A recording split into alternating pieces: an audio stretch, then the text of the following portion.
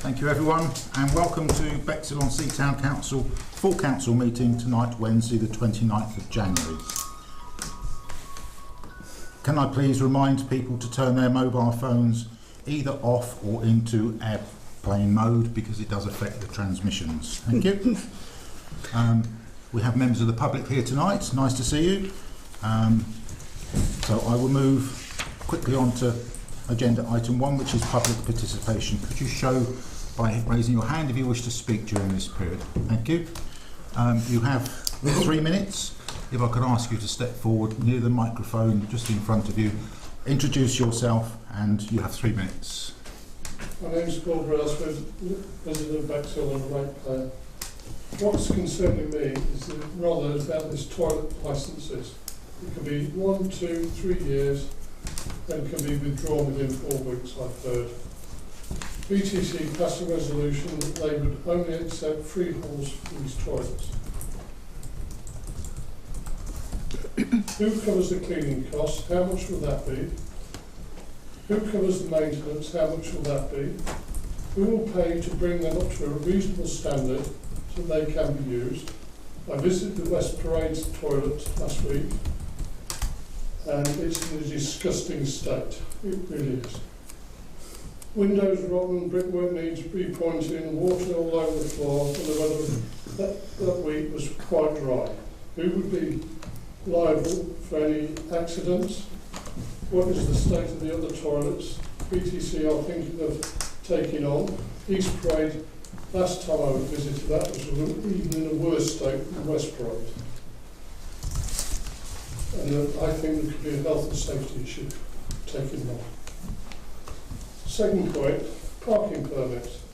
How many of these parking permits BTC pay for? How long will the staff receive them for? And at the time, is there a timing on these permits? How long, year after year after year? As parking charges are going up, what will they cost now and what will be the increase? Which will cost more and even more for less environmentally friendly vehicles? Why, as an environmentally friendly council, should we not be encouraging staff to use public transport? I work for a government department and the limit was 3 years. The reason for this was where I live is my decision. Thank you. Thank you. And to confirm, answers to the questions will be on the set of minutes when they're issued onto the website. So, no one else wishing to speak, I will move on to item 2, which is apologies for absence. I'll ask our clerk, do we have any apologies? We do. Councillor Hussein's on holiday. Councillor Crotty has got an emergency. Councillor Hampton's got an emergency. Councillor Rustam is working. Councillor Winter is at an anniversary event. Okay, so we've got 5 who are not able to attend the summons that they've received. Is it the wish of this council to accept those apologies as being reasonable? Yes. Yeah. Okay, they've been accepted. Move on to item 3, which is to receive declarations of pecuniary and non-pecuniary interests. Do we have any of those? Councillor Timby. Yeah, thank you, Chair. Member of Rother District Council. Thank you. Member of Rother District Council and member of Rother District Planning Committee. Thank you. Councillor Grayson. Member of Rother District Council and Chairman of the Rother District Council Planning Committee. Thank you. Any other declarations? I'll move on to item 4, which is the Chair's announcement. That's me. I don't really have anything to say as such, but I'm going to take this opportunity of just reminding councillors where we are. It's devolution. Can I please ask from the bottom of my heart as chair of this council that we take a really positive approach to this. Sometimes we can be negative, and I think this is a real opportunity for the town of Bexhill. So I think if I can ask you all to look at things in a positive manner, we have some opportunities, and as chair I felt it was right that I should say that. So if we can all try and look on the positive side of things, I think it may well help us move forward. I'm not going to say any more. I'm going to move on to item 5, which is the minutes from the 18th of December that have been circulated, which is Appendix A.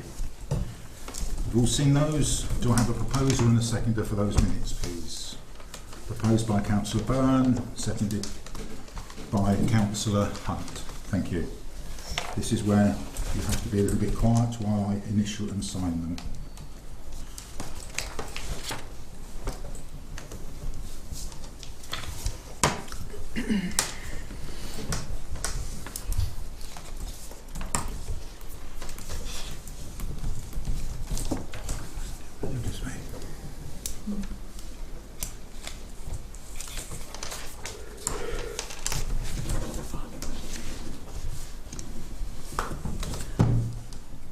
There we go. Thank you. Moving on to item 6, 6A. This is for noting the minutes that have been circulated, Appendix B, for the Amenities Committee. 6A2, Finance and Audit Committee. 6A3, Planning and Development Committee, Appendix B, C and D. As they are just minutes, I'm proposing that they've taken on block to move the meeting forward. Do I have a proposal and a second to move them all as being approved? Councillor Drayson and Councillor Hussain. Could I just ask? Yes, sir. On the planning committee minutes, under planning applications, normally it's got either no comment or BTC objected or whatever, contact RDC. These don't have anything on most of the, apart from one, as a result of support. They don't say anything on them. Is it taken as read that we have no comment now? I'm just finding the particular... I think if there is nothing there, then there would be no comment. Otherwise, there would be a resolution as to what we're suggesting. I'm always used to say that. Yeah. Okay. That considered, are we happy to take them as read? If so, we've got a proposal and a second. All those in favour, please. Joe, can I just make a very small point that you said we approve them, we don't, we're noting them. They're being noted. Thank you. Thank you. Okay. We'll move on. We don't need a vote on that. No. So at that point, I'm going to do something that I'm entitled to do, which is to move the agenda around. And I'm going to bring item 10 next, after 6A3, which is the report that you've all had, which is Appendix H.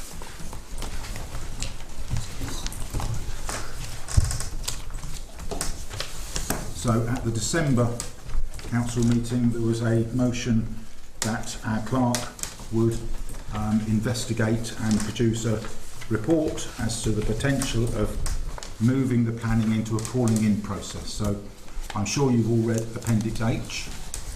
I think it's very clear. It gives the historical background to the planning, what we should be doing, and under 3 on the second page is what's called a calling process. So I am going to open this to the debate, so if there's any questions, otherwise we can move forward. So are there any questions on what is being proposed via the call-in process?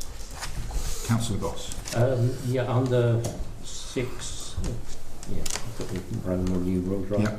Yeah. It says the 21-day deadline about that, and if the application deadline for comments is outside the usual full council schedule, the clerk will seek an extension for comments. I thought we'd asked that before and it wasn't possible to do that. I'm not aware of asking before. I'm sorry, I mean, we'd asked within... I'll ask Clark to answer that. Yeah, through you, Chair. Depending on the workload of the planning officers, depending on the size of the application, sometimes you can have an extension. So if it's a really large application, they've got lots of work to do on it, they'll say to us, yes, we're not determining the decision for another 5 weeks, so you've got more time. So there's always an opportunity to ask. If it's a smaller application, it is unlikely, but we can always ask the question. Yeah. And if that isn't possible, then there'll be the potential to call an extraordinary general meeting to cover that. Councillor Peters. I'd just still like to let you know that I still don't agree with this. I don't think that you meet the criteria for what was originally set out. I mean, since the 6th committee member has been added, there hasn't been a missed meeting with the exception of one where Councillor Thomas was missed the meeting by 5 minutes. There's been 5, including today, 5 successful planning committee meetings. So, you know, the problem is solved by putting a 6th committee member on there. And I don't agree with what's... I appreciate the work the town clerk puts in and all the people in the hub. However, this doesn't result in unnecessary costs incurred for the arrangement of the meeting, because the meeting's already taken place anyway for the Finance Committee. Plus, the cameras are here for the Finance Committee. Obviously, this time staff is wasted, but they're salaried staff, so they would be doing something else. So there is no extra costs. I just like that to be noted. Okay, I think probably some of the costs that it takes to set up a meeting with the summons that needs to be prepared and sent out probably is unknown to a lot of us councillors, but there is a cost involved in doing it. I have no idea how to calculate that, but our clerk probably could come up with a number. Well, that it doesn't involve salary, that's not salaried hours. I think this is one of the issues that we do have, and it's worth debating it, that realistically at the moment, because of the number of staff there are in the hub, the vast majority of things is purely administrative, and we're not having any time to do anything else on any projects that need to be moved forward, because it is purely the management of meetings, and that is it. So if we could save some time, it would enable some other work that needs to be done. So, Councillor Jacklin. I think this may be becoming more important. At the RALC meeting, the Rother head of planning gave targets for housing, and we're going to have to quadruple or more the number that we build.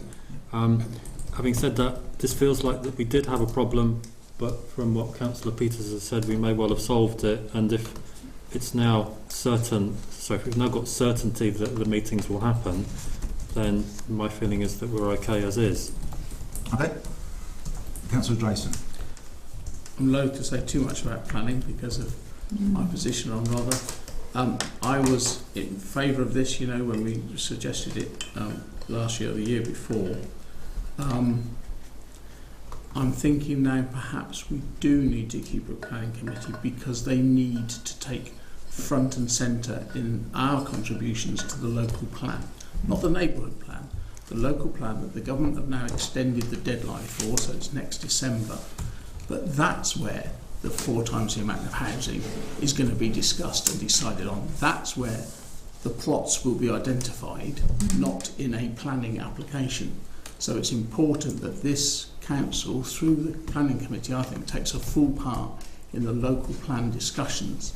And for that reason, I would say let's keep the planning committee, but I'd also encourage individual councillors to look at that list every week and to mention to their Rother counterpart that they'd like to have that called in, or at least discussed, because it's the Rother district ward councillors can call them in to the planning committee rather than this council.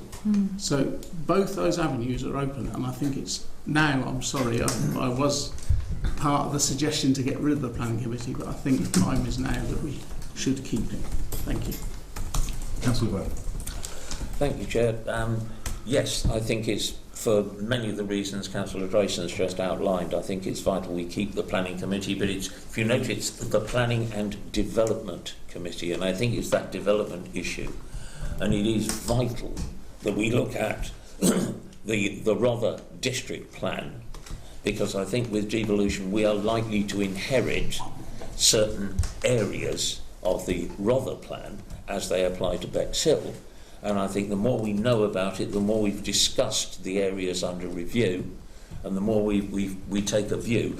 This town councils in future, I think, are going to have, they're going to be working within constraints, because the government are going to say, you are going to provide this number of houses, but because it's you are, not you may, it's even more important that where they're built, how they're built, what type of accommodation we want. It's more and more important that we're in control of that, or at least we're fully up to date with the plans, and we can make an informed response to anything that comes down from central government. So planning and development, I think, is going to be mainly development now, and I think we're about to discuss exactly that this evening in planning. So yes, please, can we keep it, and can we note that it's development? And I echo Councillor Drayson's call for individual councillors to read the Rother local plan, to read everything on district plans. You need to be informed, because this is going to happen. There you go. Okay. Councillor Plym. Yeah, having sat on the planning committee since the council first came into existence, we have had a constant problem with the planning committee in that we often find ourselves with insufficient members of councillors to participate in that committee. Disgraceful. I take it on board that Councillor Peters has now come with us and bolstered the numbers up, and therefore going forward we should alleviate that. Points have been made that to bring it into full council would cause various issues. I honestly think it would strengthen the voice of this council if we were to have planning within the full council remit. It will also strengthen the development aspect of it all as well, because we will be united as a full council speaking rather than a committee speaking. I'll also take on board that within possibly 2 years' time, the aspect of planning for towns and parishes may change considerably. Nobody knows at the moment, and so I'd much rather that was taking place whilst full council can view what is happening and make decisions as we go forward. So, although several years ago, well, a couple of years ago, I was opposed to moving the planning committee to a sort of a call-in system, I honestly think now's the time to move it into the call-in system within full council. However, I'm fully aware that within a couple of years' time, it might be the right time to move it back into a standalone planning committee. But at the moment, I'm in favour of this. Okay. Councillor Thomas. Yeah, one of the problems we had in the past was members of the planning committee felt it was not really important enough to bother to turn up.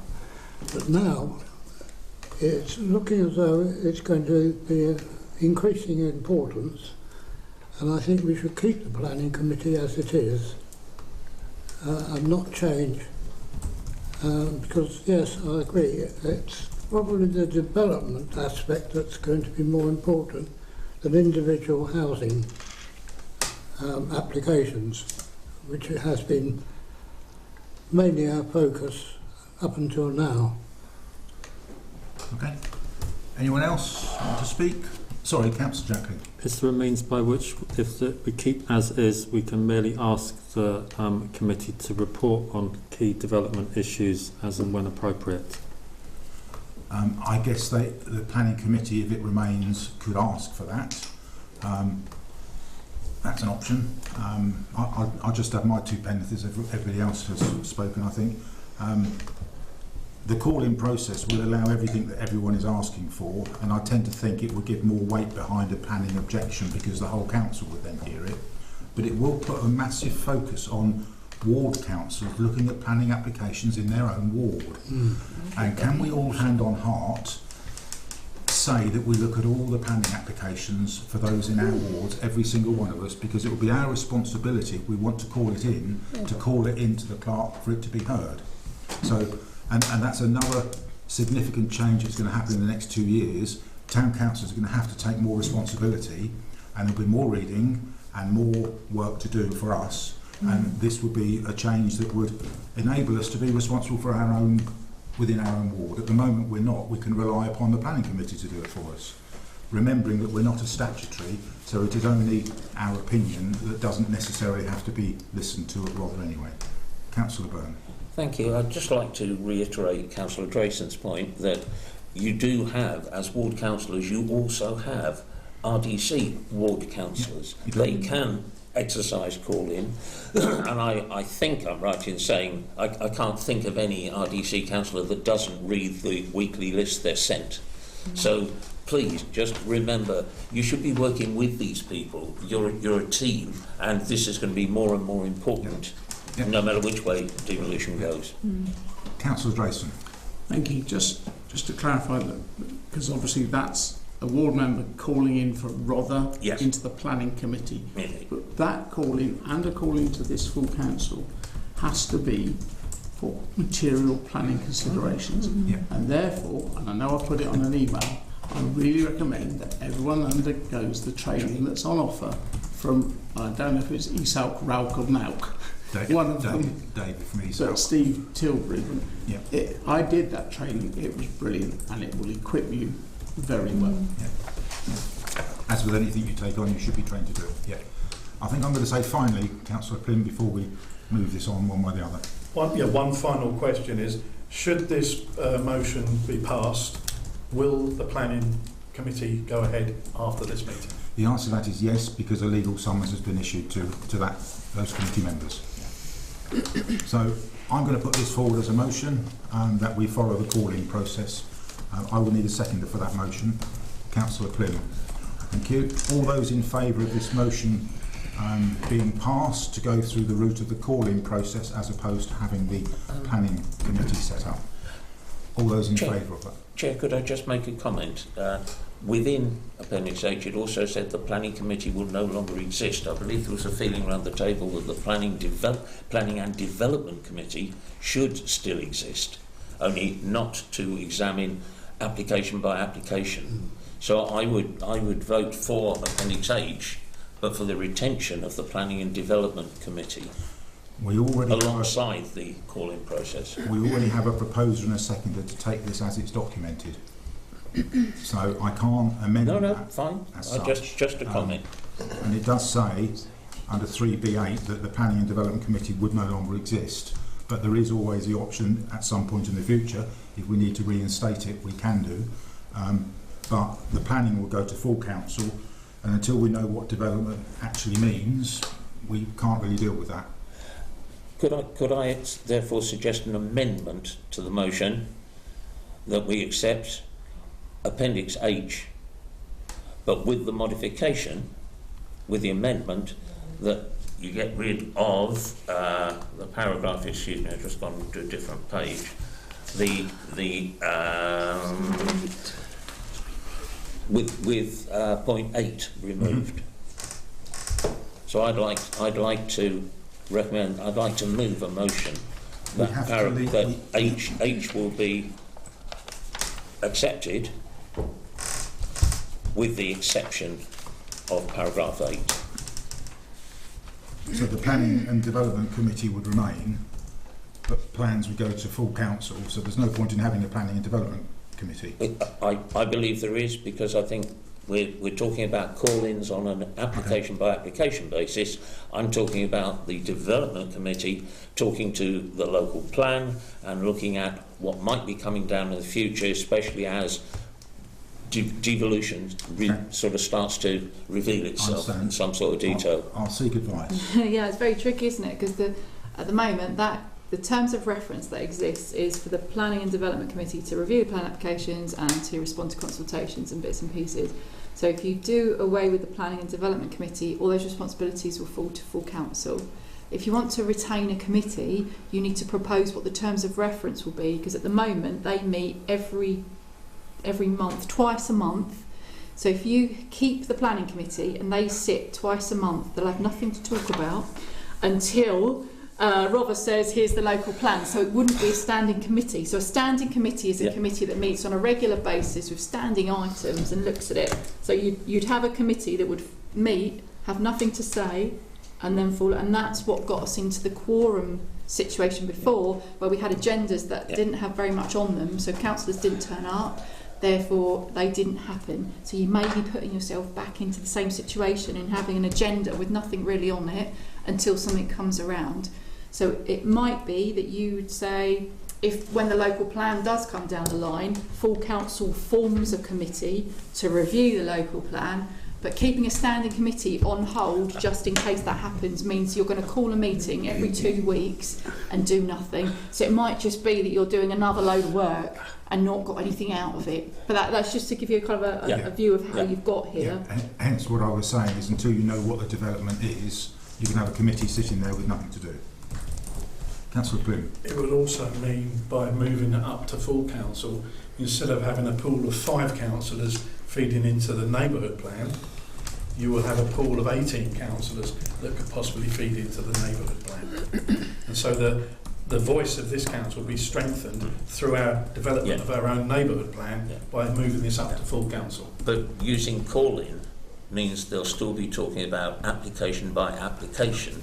I still think it's vital to have a committee with a broader remit, and I take the clerk's point, and I wonder if it'd be possible for one of us to move a motion at next full council that a committee is constituted which is purely a development committee, and we can take a view on how often that should meet and what its terms of reference are. Would that be possible? All councillors can raise a motion whenever they wish to for any full council. Fine. Fine. Okay. Well, I would like to leave the planning. Do that. I'd like to give advance warning that I shall do that at the next meeting, and in that case, I'm happy to go with Appendix A. Councillor Jacklin. Yeah, I think when we get to devolution, to pick up Councillor Burns' point, there'll be a need for a something. Yeah. For now, a fortnightly meeting in the summons and the paperwork required to prepare that is not necessary. So we've got a proposer and a seconder to follow the call-in process. So it's now time to vote on this. So all those in favour of... Chair, can you just read? Roughly, can you just recap? So the recap is that we will be introducing a call-in process where councillors would have the opportunity to request that a planning application be considered by full council for comment. And the solution will be that the Planning and Development Committee would be disbanded, the Neighbourhood Plan Steering Committee would then fall into full council, and if any ward councillor saw something that there was in their ward and they felt it needed to be discussed at full council, they would call it in, i.e. email the clerk. It would then go on the agenda. If it's outside of the time limit, our clerk would then contact Rother to ask for a time extension. And if that's not possible, then I will call an EGM, or whoever is chair will call an EGM. Bearing in mind that there is probably a comment on maybe one at most of the events that are discussed. So, and if that can be extended or is within the time limit, I hope, if it becomes unmanageable as we move this forward and we end up having an EGM every fortnight, then clearly that doesn't work. But we don't know whether that's going to be necessary until we do it. Okay. Thank you. Is that? Yeah. Any other questions before we go to a vote? Because this has been hanging around for about 18 months, this sort of thought process, and it's a change. So all those in favour, please show your hands. 1, 2, 3, 4, 5, 6, 7, 8. All those against? 1, 2, 3, 4. So that is carried to instigate the call-in process. So you now, I'm sure, can see the reason why I brought that forward in the agenda, because to note current vacancies on the committee for planning and development now is not needed. So we move on to item 7, which is recommendations from committees. There's 3 recommendations from the Finance and Audit Committee.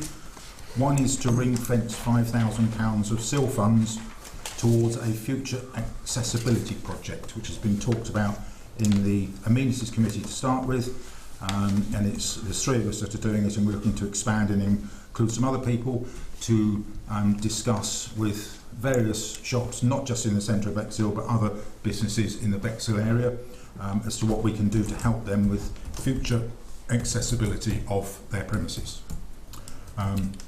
We have had some discussions with various people, and it may well be that we have to bring an expert in to guide us over what we can do, as opposed to amateurs going and talking to shopkeepers where we're not qualified. So, and it was felt that realistically, if it was a few £100 to provide a potential slope up to a shop to help them with accessibility, it's something that SIL funds is suitable for, and that's a recommendation from the Finance and Audit Committee. Councillor Jacklin. I did do some work with someone in Eastbourne on this a while back, so I'll see if I can find their details and pass them on. Okay. One of the things that they were particularly keen on was site accessibility, in that many instructions to things are too small for people who need glasses to read.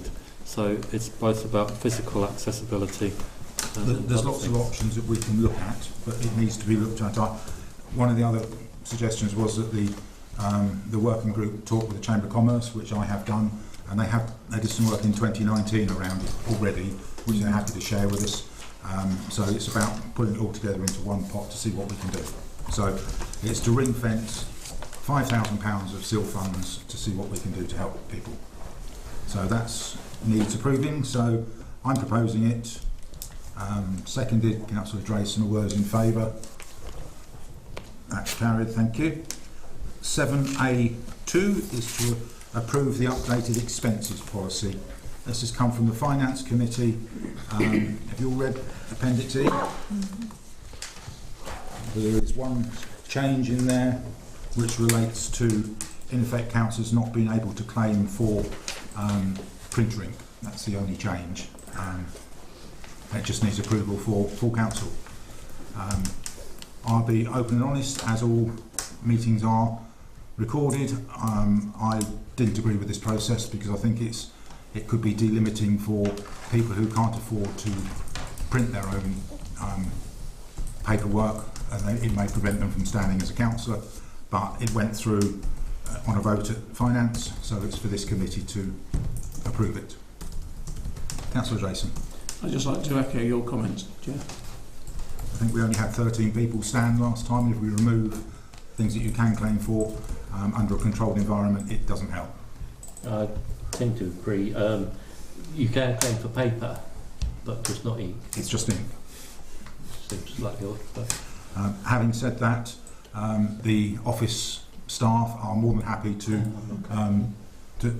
print off any information. You go in and collect it. You just have to make the arrangements if you don't want to carry the cost of doing it yourself. So there is always that option. But that is the one change. Plus, there's a few changes from the national guidelines from now. Private car mileage has gone up from 45p to 65p, as the other methods of transport have gone up as agreed nationally. So do we want to agree this? Need a proposer for it and a seconder. Councillor Thomas, you proposing it? A seconder, Councillor Byrne. All those in favour of approving this policy, please raise your hand. 1, 2, 3. All those against, please raise your hand. 1, 2, 3, 4. So that is not approved. Okay, and the next one is 7. Can I just make a point, Chair? It seems very perverse that we have a council with committees set to bring forward policies, and yet we then second guess that committee's decision. And I think it's sort of strange that the people that are voicing those weren't at that meeting where this was adopted. And it's sort of quite perverse. It leads a bit of a... because this will go back to the committee, come back up here again. It's just strange. And it's almost, I would say, an abuse of powers, really. It is. That's how committee structures work. And I've been clear with my opinion right the way through and have voted against it all the time. It was only 5 of 18 councillors that put this forward as an approval, so it could be seen the other way, that there are more that weren't approving it than...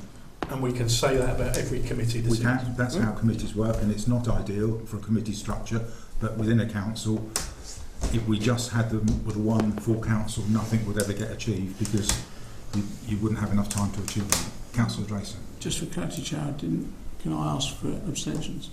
No, I didn't. But if it was 4 to 3 to not approve it, I wouldn't need to record the abstentions.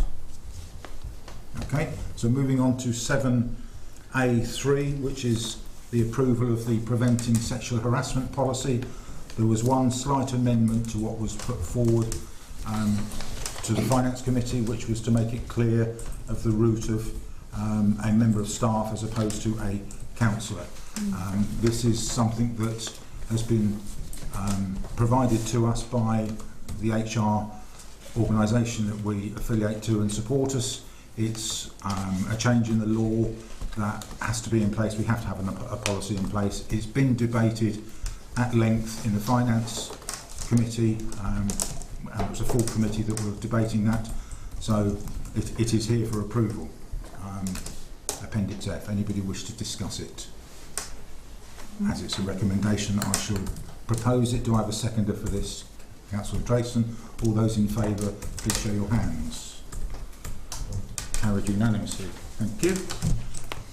Moving on to the Mayor's office. I have sent you all my update. it's been a quiet month, and I suspect the next month will be a bit quiet as well because there aren't many things going on. So I will keep you involved in everything that is going on. A subtle selling announcement to remind you all of the fundraising for the Mayor's charity on the 26th of April. Tickets will be going on general sale from the 1st of February this year, and it's all going very well at the moment, so you know how to get hold of me should you require tickets. Yes. Item 9, reports from councillors. We've had an apology for 2 county councillors who were hoping to be here tonight. Do we have any reports from ward district councillors? No.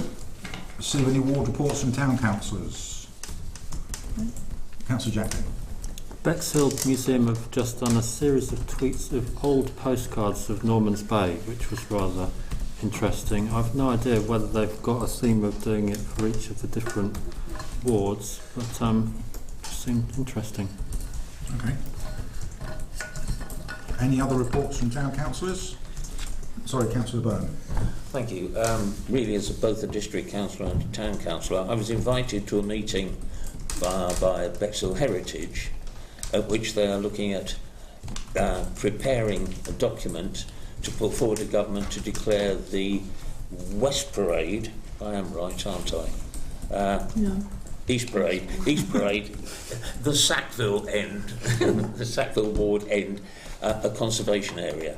Okay. And they produced some wonderful documentation, and they've done a lot of survey work. They're in discussions with Rother, and I think it's then going to whatever the route is, the governmental route, to achieve that status. I would put the caveat on that they're being very realistic. They're aware of the fact that if you make something a conservation area, sometimes you can create problems with building maintenance and the cost of replacing like with like and all of that. Their policy really has addressed that, and I thought it was an excellent meeting. There was a meeting, as I say, with the leader of Rother, and I would hope that they're going to come and talk to the town council about it as well. You would think so? Yes. Okay. Any other ward councillor reports? Councillor Sorry, Timothy. Chair. Just to say that that was the very first meeting to lay that idea on the table, so it's very embryonic. Yeah. So we mustn't get offended that it hasn't come to us yet, No, because it will. Thank you. Yeah. Will it be just attached to the existing conservation area in the central part of? No, this was purely for Sackville ward. Okay. All right. Thank you.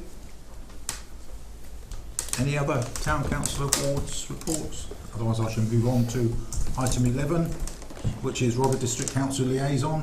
So you should have all had the notes that have been sent out from the leaders' meeting. I'm just trying to find mine. There they are. Any comments? Happy to talk through. Again, we've asked for more information, which our clerk was putting more information in there because that's what you've asked for. So it was very interesting. I didn't expect any answers because there aren't any answers right now, but it was a very open and honest discussion about lots of things. So that's just for noting. No comments to be made from it. That's good. To consider the offer from Rother District Council for the Town Council to temporarily control of public toilets until the freehold is negotiated to enable toilets to be reopened. So that is in effect to offer a licence on the toilets that are currently closed to enable us to reopen them at a point in time that we choose upon, bearing in mind that there is a process that Rother District Council are going through at the moment that finishes at the end of this week. So that is for us to consider. Now, I'm happy to debate this, but we have had a decision that we've stuck to, but we are in a different place now with devolution and with other things that have changed. So I don't intend to talk about this for any great length of time, but I'm happy to debate it, and please think about where we are now, not the history of this, because this is an offer on the table that's never been put there before, and in my mind it shows that rather are looking at ways to develop a working together rather than we're doing that, you're doing that, and it's an opportunity. We don't have to do it, but it's on the table. So I'm going to start going around the table. I'm going to start this side and I'll walk down. Councillor Prim. Yeah, I think this marks a sea change in opinion and attitude from Rother District Council, because this is given the flexibility to us and to them that we were asking for right from the very start. The agreement that is written out here, I take the point that was raised earlier on by a member of the public about the 4 weeks notice, but that works in both ways. There's a break clause for both of us to turn around and say, this isn't working, we don't want it. So if we take on board a public toilet and we find that actually, because it's been left lying for 6 months to a year, it's deteriorated to such an extent it will cost us so much, then we can say, no, thank you very much, please have it back. The downside to that is there's another toilet that stays closed for a little bit longer. So I take on board the sea change. We may have to put up with this for 2 years, and hopefully we will then have the freeholds passed down to us. But this is a very good interim position to be in, and it's just a shame this could not have been developed several years back when we first tried to do this, because this is a sort of agreement that we would have sort of looked at straight away. I'm a bit concerned about the repair obligations, about the internal repairs, and the landlord's liable for external repairs. So does that mean if we identify external repairs before we take them on, will they get done? And are they liable for those repairs? We would have to ask those sorts of questions. I think the risk is if we don't do something, they'll just stay closed for another summer season. Councillor Grayson. Echo those comments on the repairing, especially the external, because there's also in there that Rother can choose not to do the external and just shut the toilet. I know they're trying to save money, but it just seems strange that they can say, well, oh, you've identified that, well, we're not going to pay, so you have to shut it. It's a possibility. Councillor Blagrove. I would just like to say before I start that as a Bexhill Town Councillor, I spent quite a lot of time today putting together a 4-minute talk on this, and I feel that I must come back to you because you said you don't want any history on it. You may not want any history on it, but these cameras are, you know, showing the public about these toilets, and mine does include a little bit of history on it and then brings us up to date. So I would like permission to read this out. Thank you. I would prefer not, but I can't stop you from speaking because you're an elected member. But let's think about where we are, and I don't want any criticism of the past because this is an offer on the table that hasn't been put there before, and we should take it seriously. So thank you very much. First of all, I take this very seriously, and what somebody could think of as criticism, before you mention positive and how you want people to be positive, it doesn't mean that somebody that says something that you don't see positive isn't. So with that in mind, I do my best as a councillor, and this is what I would like to say today. Bexhill Town Council first started to negotiate many years ago with RDC regarding us taking on the toilets, but up until now no progress has been made. We are actually at stalemate. Sorry, Councillor Blagrove, I did say I don't want to talk about the history. I've given you some flexibility. I'm moving on now. We're not at stalemate. So please keep to the facts. Okay, well, I'll just put a full stop at, you know, we haven't got anywhere with it so far. At an asset transfer meeting a very long time ago, our councillors voted unanimously to tell RDC that we would only be willing to negotiate on the freeholds, not the leases. We have always been clear on that and have been willing to move forward on that basis. However, it seems RDC haven't listened to us, and they are still not listening to us. Sorry again. With what we want. Can I stop you? I'm not having any criticism of Rother District Council. This is not a criticism, it's a fact. You've just said you've criticised, and please don't answer the chair. I never criticise RDC in here. Please look back over what I say. This is just facts and my thoughts as a councillor, and I would like to be able to carry on. I will move this up gradually. It's only 2 sides. All right. Thank you. Bexhill Town Council carried out a survey on these toilets and the report was damning. And again, this was years ago. Some of the words used to describe them were filthy, stinking and structurally unsound. The toilets are going to cost a small fortune to put right. Mid-negotiations, RDC shut these toilets down, and the people this affected were our taxpayers, residents and visitors to our town. Let me be clear, myself and I imagine all of the Bexhill Town councillors very much want to take the toilets on, but not at any price. We speak on behalf of our constituents and want the best outcome. These toilets were given to RDC by the Borough Council in 1974. Sorry, can and I the stop time you? has now come to hand them over I'm to not us. having you going at back to Bexhill Town Council. 1974. No, that's Thank gone you. now, that sentence. So anyway, the district can transfer these facilities to us for £1 each, and this is what should happen. BTC have the money to put them right and get them open. Right now, things are difficult across the whole country, and it is quite common for the districts to be handing over the toilets to the parish. Councillor Blagrove, I've given you enough freedom.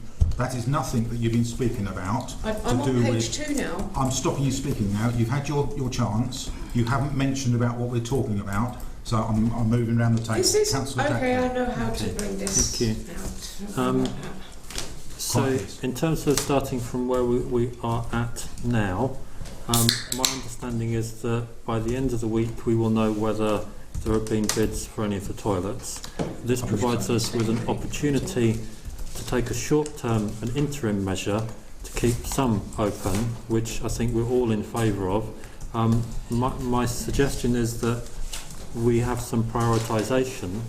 I don't believe that we need to, or we may not be able to open all of them, and so therefore the task is to identify which ones can and should we within our resources. Okay, thank you. Please next round the table. Councillor Thomas. Yeah, looking at two pieces of paper here, it seems clear that if we don't take on the toilets now, when devolution happens, all the assets from Rother will go up to county level, and we will no longer have any say, and they will close the toilets as Eastbourne has already done so. I can't guarantee that will happen, but it is a potential, yes. Yeah. Councillor Goss. Despite the fact that in the past I've sort of campaigned against just taking the things over, I think this could be an opportunity. There are a number of items in the draft lease which I don't think will be acceptable, like the repairs, like the fact that we as a leaseholder would have to insure the building and things like that. But with negotiation it may well be an opportunity, plus we need to sort of bring into it whether we get some of the SIL funding to help towards the costs of maintaining and running things. Yep. And we can then maybe decide which ones are priority to open, as has been said before, and do something for the town and the people. If we have responsibility for them, we can do a clicker in and out to see how often they're used. At the moment we can't because they're not ours to do that. So, Councillor Huss. I understand there's been a lot of negative comments about it in the past, and I've had my fair share to say about it as well. I just want to state now that I'm happy we've come to a point, Councillor Goss is the best word, the negotiations, where we've got negotiations on the table again, we've got some to and fro of RDC, and I just want to say that I'm happy that we've got to the point with them now where we can discuss this, and I can see this as a positive step for the future. However it may pan out, I'm just happy that we're finally in that process now. Councillor Carroll. I agree with Councillor Al.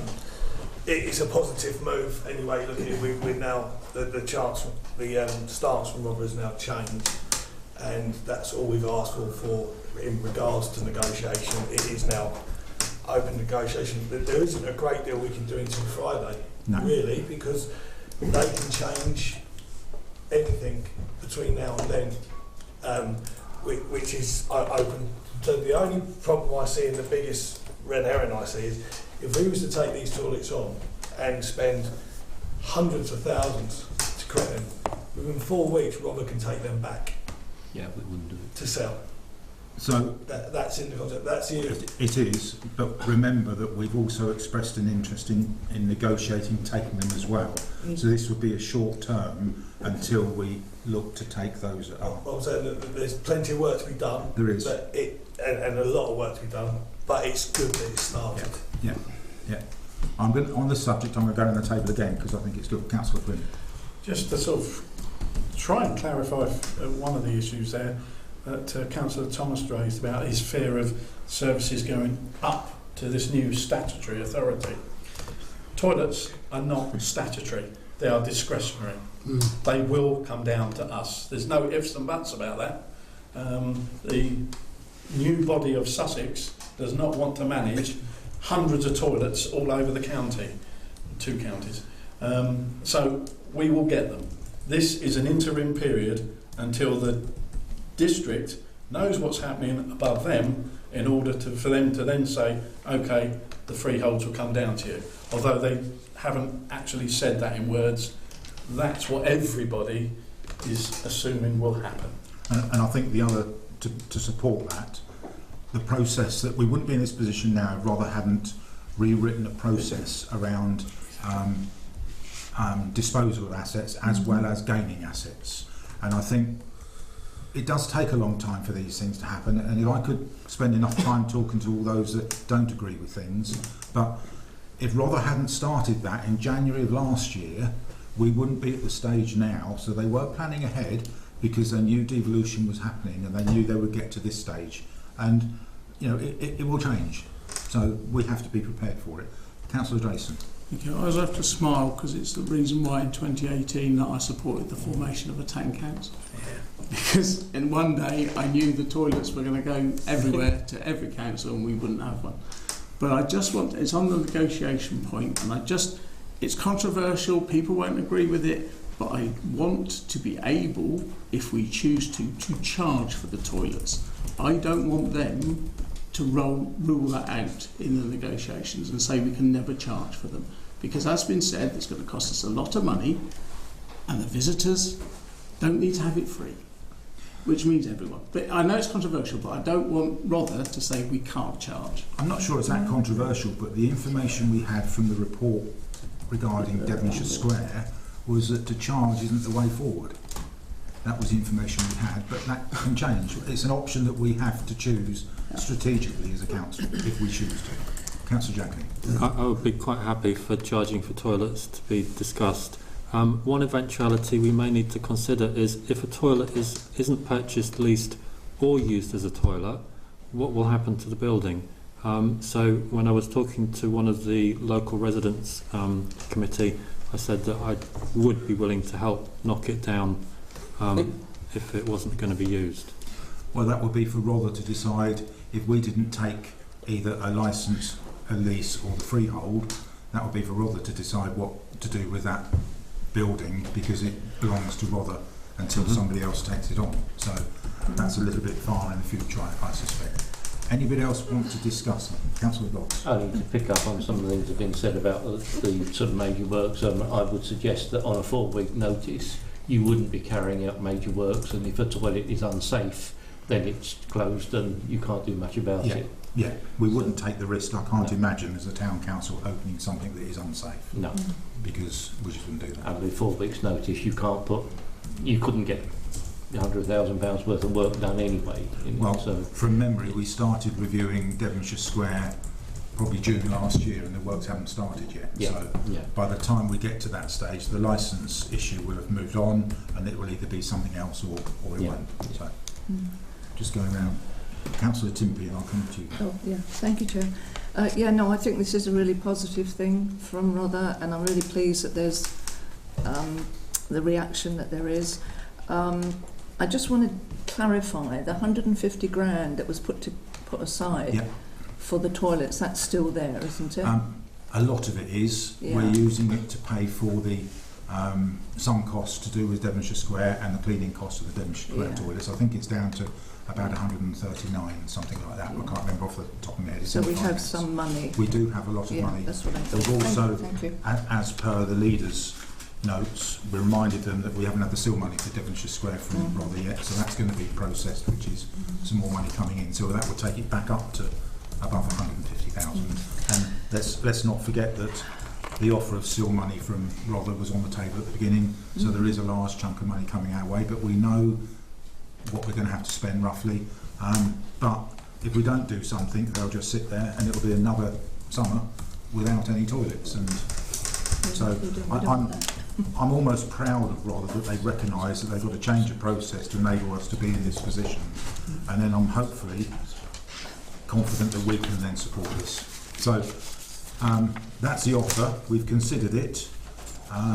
We can't do anything until after Friday, which is the date that this finishes. So it's then going to be down to negotiation. I'm not quite sure how we will negotiate some of those comments that have been made tonight, but our clerk's no doubt been typing away fervently with the observations, and we will contact Rother. But I just need to vote. I need a proposer and a seconder that we are going to go down this route. So who would like to propose? Councillor Plym, Councillor Drayson, seconding. All those in favour that we go down this route, please show your hands. That's carried. Okay, we move on to 11C. That's just to note that we're waiting for a list from Rother District Council, which was asked for. But as I'm sure you can imagine, they're a little bit busy at the moment with devolution stuff. So, but we are aware that those sorts of conversations are happening. Our clerk is talking to the relevant people at East Sussex, as well as Rother, to try and understand the whole package as to what's likely to be on the table. Councillor Jacklin. Are woods included in parks and open spaces? We're waiting for a list of services. It's the list will confirm that, yeah? Yeah. Okay. Yeah. Chair, Councillor could Drayson. I ask, because one thing we've never ever mentioned, and I know it's not on the table at the moment, is car parks. Because eventually I can't see them going up. I'd much rather they came down from Rother So that's to the up town for, council. that's up for discussion, which will come after the announcement that's likely to be made. Yeah. And it will be somewhere around the 4th, 5th of February when we'll know the answers. Then it will be discussions between East Sussex, Rother and our clerk as to what's going to go there. Yeah, would you like me to update everyone? Yeah, through you, Chair. So what I'll do is once we confirmed that East Sussex are being fast-tracked into devolution, I will meet with Rother and I'll meet with East Sussex and gather a list of every discretionary service that they do and put it into an options paper for you and present it back to you. And then what we'll do is we'll work out from there what you think we want and what we don't want. And then we can go back to those authorities and start to negotiate that before we get to the changeover period. So we're expecting that to be 2027-28. So we're expecting the strategic authority to form and elect a mayor in 2026. We're yet to see what happens with the unitary authority and how that forms, but they would run in a shadow position until Rother and all the district councils disappear, and then from 2027-28 it would be a unitary authority and us operating. So I'll get that list as soon as we know. It's definite. I'll get that list and we'll give you an options paper and we'll spend a meeting going through all of those services and working out what we can do so that we can get some of those Bexhill services and make sure they keep running and that they're running well. And there may be some items that aren't on the list that we may want to go and ask whether we can have those. But until we get a list to start with, we don't have anywhere to go. And that sort of leads down to 11G, which is consider rearranging the visioning exercise, and when Julie's got this information from Rother and East Sussex, to then have one whole meeting on what we want to do, what we want to take, whether we want to take everything that is on offer or not take some things, and whether there's anything that isn't on offer that we might want to go and ask for. That's the other side, because you would imagine that anything that makes money will go up and anything that doesn't will come down. There might be some variances to that. We'll have to wait and see. So, Councillor Plym. Just to elaborate further on what you're saying there, I've looked at this organisation called the Association of Council Secretaries and Solicitors, and they list the powers and functions of a parish council. Yep. And that is what we are. Yep.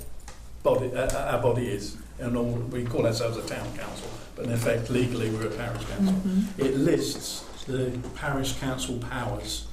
And if you go through that list, you can see they're the discretionary services that will come to us. There's no ifs and buts about it. The things that probably will be negotiated will be the plots of land that could go either way, and whether there's a value in it and things like that. But allotments, number one on the list. Well, when this council was formed, the first thing that had to happen to get this council functioning properly and to get the mechanics working was allotments devolved down to us. That's number one on the list. And that's where we've stayed. Going through that list, you've got bathhouses, burial grounds, bus shelters. Well, we've got bus shelters. Bylaws, clocks, closed churchyards, common pastures. It's all there. These are all the things that could possibly come our way. Well, not possibly, but should come our way.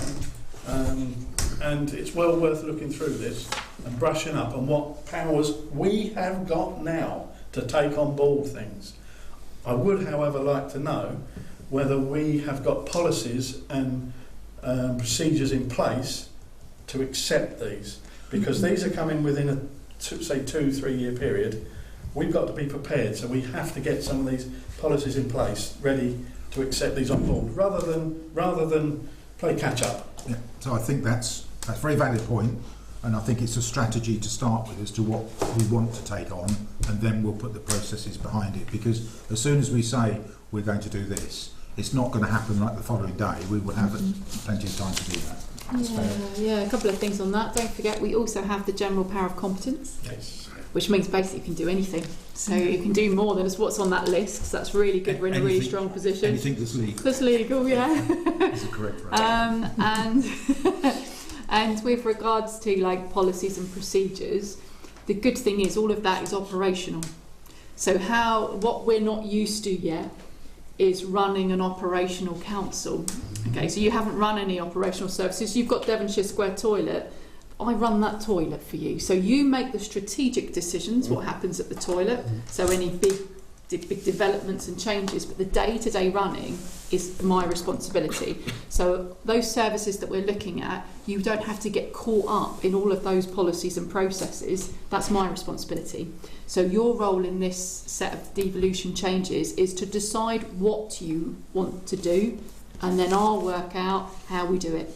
And if we work like that in a strategic and operational and keep that line, which sometimes it's easy to blur because you want to be involved and you want to understand what's going on day to day, but with the volume of services that we will be facing, we're going to have to really step up our game to be a professional town council that keeps strategic and operational separate. And I think if we bear that in mind as we go along, I'll take care of all of those operationals, and then you have reports back from operational management to tell you what's gone on, so that you're always in the loop, but we'll get to do all of that day-to-day decision making so that you can focus on your strategy. Which is why the visioning that we did a few months ago, plus the information coming from East Sussex and Rother, will then help paint the picture of where we're going to go. Councillor Byrne. Yeah, might I suggest to my fellow councillors that they look at the Rother District Council strategies, because that's exactly the way as Julie has just described. Yeah. There's an overall strategy, but the operational detail to achieve that strategy is an operational matter, so the full council decides on the strategy. We just have to get not bogged down in individual detail, but we do have to start thinking the overall strategic aims of each service we're taking on, and then Julie will tell us, or our clerk will tell us, how they're going to achieve it, and what is, and more often, what it's going to cost. Okay. So those documents are around. You don't need to read all of them, but if you read one of the strategy documents, it'll give you a flavour of how a strategy sits within the overall scheme of things. And finally, before I move on, Councillor Thomas. Yes, we're saying that the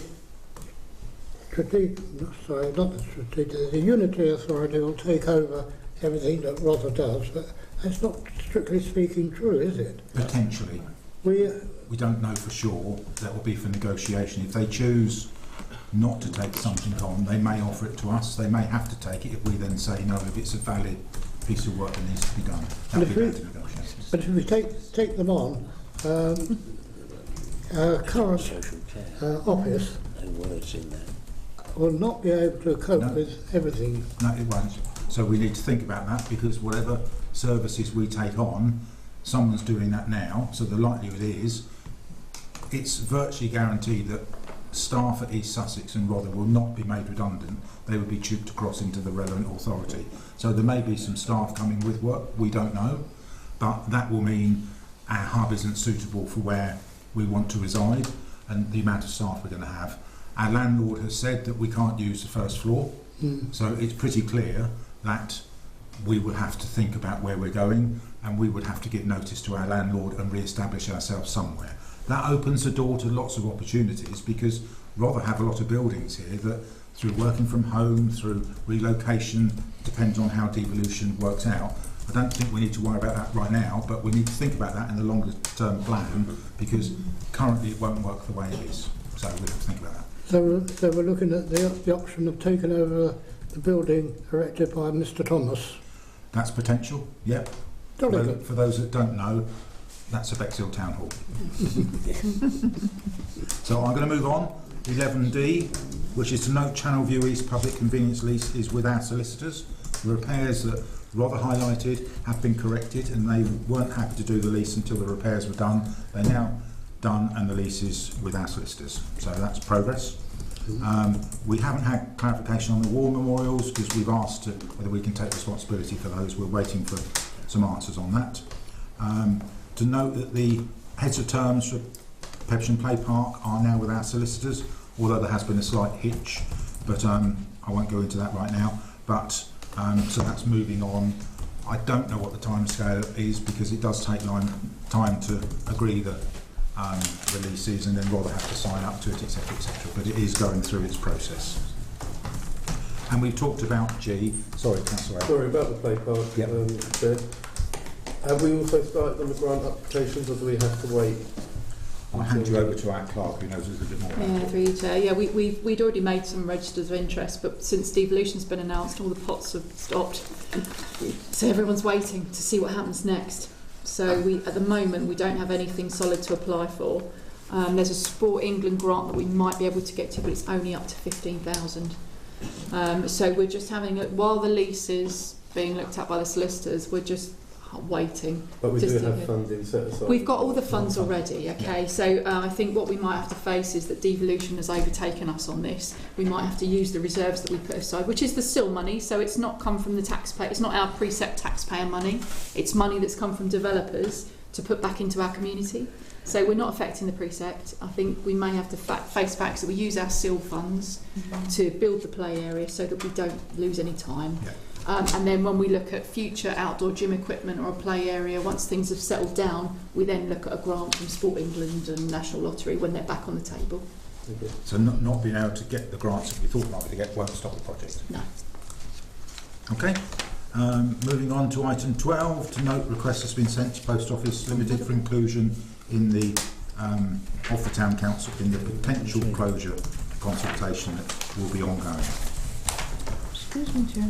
Did you miss the 11G. rearranging the visioning exercise? I sort of mentioned it under C, because I did say about it that Sorry, we were, just to clarify, we were going to do a second visionary exercise, which is the strategy, and the strategy really calls when we've got the information from East Sussex and Rother, so we'll merge the three into one and have a whole meeting just on that.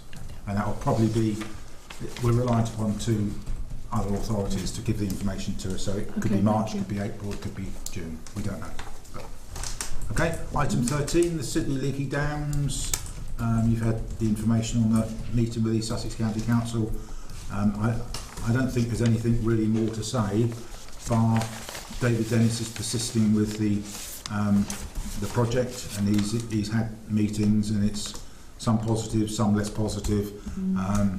The issue is that nobody really knows whether a leaky dam will solve it, help it, or make it worse. It's a presumption, and I think we've just got to leave it for David Dennis, who is technically employed by us to do this type of thing, to see how we can get on with it. Councillor Jackley. Yeah, I think we helped him get through the difficult period, and he will now be able to liaise back with the relevant committee. Yeah, okay. So, anybody else wish to say anything? Otherwise I'll move on. External representatives. First up is NAUC, which is Councillor Jacqueline Thomas. So I think it was quite a big deal meeting, some of which I will report when we discuss item 15B. Yeah.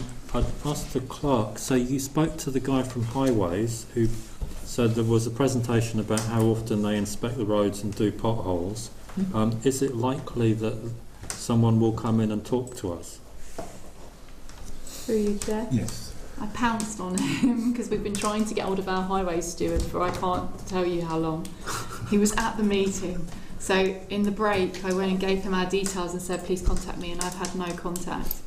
So I've got the contact details for the manager that gave the presentation. So I'm going to email that manager and insist that somebody contact us so that we can have a dialogue about highways in Bexhill, potholes and all those things. Yeah, okay. So they do regular maintenance, but we're about to come into peak pothole time, aren't we? We are. Okay. We've gone through it. Interesting meeting, I should think, Ralph, with devolution. Okay, citizens' advice, Councillor Byrne. I've had, despite 3 separate attempts and many requests to have an email or contact, I'm afraid I've failed. Okay. So, but as soon as I get anything, I will put it out to all councillors in advance of the next meeting. And they do know how to get hold of us anyway, so... Oh, they do. They do. I mean, the lady was most effusive the first time I talked to her, but not since. I have nothing to say on Bexhill Air Cadet Squadron. D is Bexhill Maritime. Anything to add? No, Chair, same situation, pre-app. Okay. Littlegate Farm, Councillor Jacqueline. Yeah, I do have something to report. There is some information I would like to circulate, perhaps via the clerk. So just to kind of sum up what Littlegate Farm is, it was, when we first went there, a farm where people with learning disabilities and autism were helped through work experience to get into the world of work. Now they also have a learning centre at the Pelham. On the 11th of February, they're holding an open evening for students and their families, so perhaps we can share that. They've also sent me information for employers, so they need employers. They do. And I'll read that before sending that to the clerk. So, but it does seem to be growing and doing a good job. Yeah. It's an amazing setup. Yeah. Okay, Town Board, I actually don't have anything to report because the next meeting's April. But just to clarify, capital funds won't be available to the Town Board until April 2026. So we're going through the learning experience of what we need to do and putting more processes in place, but and it's tidying up all the applications. There was 87 different ideas that came out of various consultations, and I think there's a plan sometime in the summer to do another consultation, a big event, to give everyone the opportunity to come along and see what ideas are. And nobody will be surprised as to what people want to do, because but we have to remember this is a 10-year plan, so it goes from 2026 to 2036 at sort of about £1.8 million a year to be spent, so some major money's coming this way. And I was just pleased that the new government still decided to fund it, because I think it's a great opportunity for the town. G, I have nothing to say because it hasn't met, and I've forgiven the clerk for not spelling my name correctly. And H, yes, Councillor Byrne is going to join the Coombe Valley CIC, which came out of the Amenities Committee looking for a volunteer. Councillor Jason. Yes, on that, Chair, and I don't think Councillor Byrne will mind me saying that he was somewhat of a press man, because it ended up with, well, we won't be supplying anyone, and he said, all right, I'll do it. Can we please look, going into next year, that representatives on outside bodies don't just rest with committees, they rest with the council. Yeah. Because there's more chance of getting 1 out of 18 than there is 1 out of 5. Sorry. In response to Councillor Grayson, I would remind him that I was the Rother District Council liaison with Groundworks South, who run the Coombe Valley Park. So I was essentially not reluctant, but I was happy to see someone else getting experience of that position, because I'd already, if you like, done liaison in that area. Me too. Yeah. Okay, I move on to item 15, motions from councillors. First up, Councillor Byrne. I hope you've all read my motion. I think when... You do need a seconder for your motion. Well, let me speak to the motion first. Yeah. Just reminding you, that's all. I'd like to propose this motion, and my justification is that I think it's very important that A, we do have town forum type meetings, but B, that they are officially sanctioned and fit into the overall governance. I understand Councillor Blagrove's desire to have a sort of open public forum, but I think by inviting non-serving councillors, she may well get an opinion, but there will be a chance for misinformation to be disseminated, and I think that would get in the way of the things that we are trying to do. So I would rather keep control of the narrative whilst giving the public the greatest possible chance to ask the questions and to require answers to them. And I would like to think that when we set these meetings up, we can get a properly constituted panel. It would be nice if we could get our MP, but that's the level I'm aiming at. I'm aiming at serving councillors and, as I say, people in authority. So I'm not saying that's definitely in opposition to what Councillor Blagrove's doing. She does her own thing. I will say, and I don't think this is rumour, there has been some officer disquiet at Rother level that she's trying to, Councillor Blagrove seems to be trying to sit on the fence between two things. Rather than anything going on. Oh, absolutely, absolutely, yes. So, first of all, I would like to propose this motion. Do I have a seconder? Councillor Timpey has seconded your motion. May I just add an observation before we go to a debate? We do already have one of these every year, and this year's is planned for the 29th of March, which is the annual parish meeting, which is open to anyone to turn up, and all councillors are there, and any questions can be answered to any councillor. So we have one of them already. So half of your motion is already taken care of.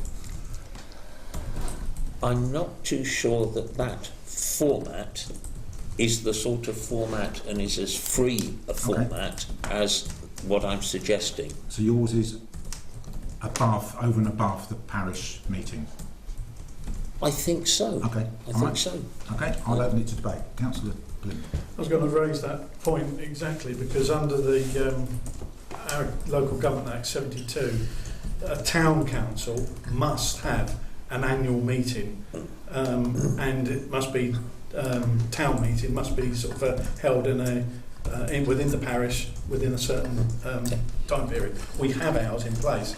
All we have to do is create another one 6 months afterwards, and then we've fulfilled the vast majority of what you're asking for. So I would like to respectfully amend the motion to read that the town clerk arranges an additional town meeting to take place 6 months after the town meeting using the same criteria as the annual town meeting. Okay. Can we park that for a minute because Councillor Drayson had his hand up? Two things. One thing, I want to make it quite clear that Sharon Blagrove has organised this event not as Councillor Sharon Blagrove, but as Sharon Blagrove. Can I just keep to the subject of this? Yeah, rather but that's than important because it's outside? been, her name has been mentioned several times by you as well, Chair. Yeah. So, and I was going to actually suggest deferring it until after the town general meeting, after the town meeting, to see how that goes, because it could be in this format. But the chances of us arranging a meeting now of this magnitude for March would be pretty slim, and the town meeting should fulfil that. Although I have to say there's only one more engagement committee meeting before it, and the details need to be out sooner rather than later for the public who want to attend and for members. Yep. But I don't think this needs to be decided this side of March. Okay. Councillor Jacklin. I think I'm with Councillor Plym with respect to the idea that we merely need an additional one. However, I would like to be a little more ambitious and suggest that we need a programme of these twice yearly meetings through until May 2027, assuming that devolution goes ahead. Okay. Councillor Graham. As proposer, I'd be happy to accept Councillor Plym's amendment to my motion. Yeah. I think it's going to be very difficult to change the format of our annual parish meeting, but that's nothing to stop us planning for the September one in a different way and see how that evolves. Councillor Carroll. What sort of extra work would that entail on the clerk to produce a second and the staff to produce a second one? Because, like for my instance on these meetings, they happen on a weekday at week time when the majority of, well, members on the council work, so they can't attend these meetings. So it doesn't give a clear, fair shout to the councillors. I believe the parish meeting's on a Saturday. Yes, that one is. I was talking about Councillor Burns. Like, you know, and is there time for the clerk and the staff to do 2 a year, or does it take many hours out of the calendar for them to do work that's going on with the council? I'll seek advice because we are entering into a very busy period with devolution, etc. Would you be able to fit Tricky it to tell, isn't it? Because August is our downtime, so we don't get any annual leave or breaks because of all the meetings that go on all year round. So generally we use August to take all our annual leave and have a rest. So if you want us to plan a meeting for September, we're probably going to have to work on that in August. That's the only downside, which is when I generally have the least amount of staff in. So you're right. It depends what you want the meeting to be, because the annual town meeting takes a lot of organising because it's also the civic awards. Yeah. But if you're just talking about, well, I think what you're saying is you want to have a meeting on a Saturday morning, and the agenda is for the public to come and talk to a panel about the matters in Bexhill that bother them, and you talk to them, because of course you can't promise anything or make any decisions or anything. You're going to sit there and listen to the public telling you their worries, and that's not a lot of organising, because I'll book you a venue, I'll book you, and you can turn up, you can set your chairs up, and you can have that meeting if that's what you want to do. So if you give me a better idea of what that meeting is, I can give you a better idea of the resourcing that might need to go into it. I believe the purpose of the meeting is really for concerns from the public to be raised, but for the answers that are given to be really an update on existing policy, rather than anybody promising or saying something about the future. But I think a lot of the comments are, why aren't we doing this? Are we going to do that? And there can be a definitive answer if we have the right people on the panel, and it will be a productive meeting rather than producing a lot of rumour and a lot of flack that we later, as a council, then have to try and address and get the public back on track with what's really happening. Is there an option for this, to put it to the engagement committee to come up with a plan as to what they want?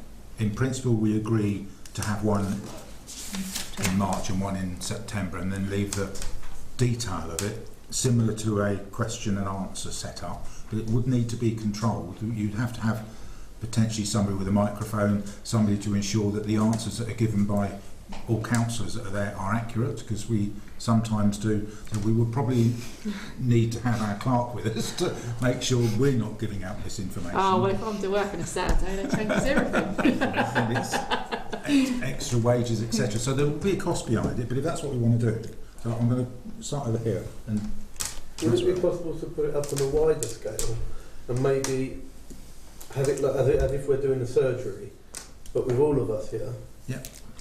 And then just have them come in and be able to ask questions comfortably, freely, and then if it connects to anybody's ward, they'll be able to answer it. If it's in anyone's remit or what they know about that certain question, they could answer it. It's almost like a wider surgery for all of the councillors, for the public to attend comfortably and freely to ask questions over a certain period of time that day, or is that too big?